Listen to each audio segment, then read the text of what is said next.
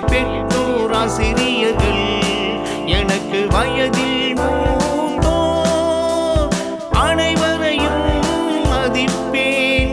எல்லாரிடமும் அன்பும் மரியாதையும் காட்டுவேன். என் நாட்டிற்கும் மக்களுக்கும் உழைத்திட முனைந்து நிற்பேன். அவர்கள் நலமும் வளமும் பெறுவதிலேதான் என்றும் மகிழ்ச்சி காண்பேன். என்றும் மகிழ்ச்சி காண்பேன்.